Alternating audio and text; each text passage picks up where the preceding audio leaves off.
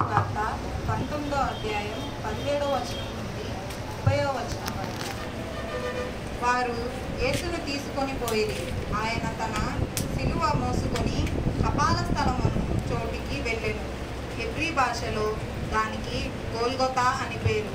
అక్కడ ఈ వైపున ఒకనిని ఆ వైపున ఒకనిని మధ్యను యేసును ఉంచి ఆయనతో కూడా ఇద్దరిని సిలువ వేసిరి. మరియు పిలాతు యూదుల రాజైన నజరేయుడగు యేసు అను పై విలాసము వ్రాయించి సిలువ మీద పెట్టించెను. యేసు సిలువ వేయబడిన స్థలము పట్టణమునకు సమీపమై ఉండెను. అది హెబ్రీ, గ్రీకు, రోమా భాషలలో రాయబడెను గనుక యూదులలో అనేకులు దానిని చదివిరి. నేను యూదుల రాజునని వాడు చెప్పినట్లు వ్రాయము గాని యూదుల రాజు అని వ్రాయవద్దని యూదుల ప్రధాన యాజకులు పిలాతుతో చెప్పగా, పిలాతు నేను రాసినదేమో వ్రాసితినని.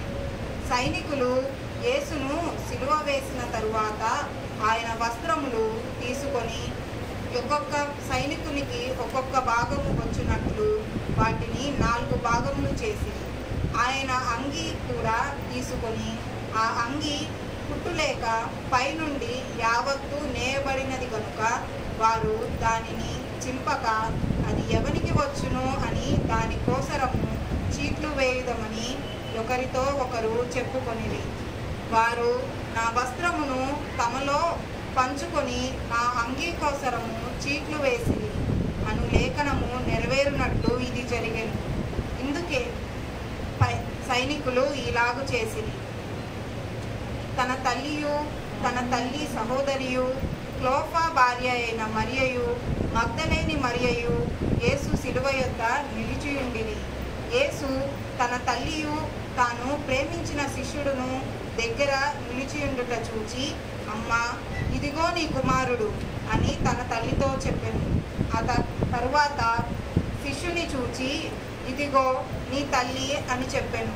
ఆ గడియ నుండి ఆ శిష్యుడు ఆమెను తన ఇంట చేర్చుకొనెను.